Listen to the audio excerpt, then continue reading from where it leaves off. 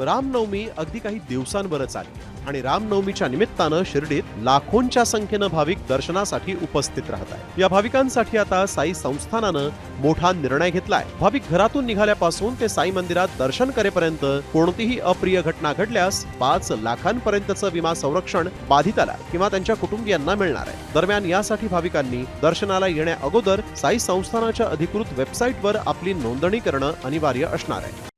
Comscore नुसार आता isakal.com आहे देशातील नंबर 1 ची मराठी न्यूज वेबसाईट.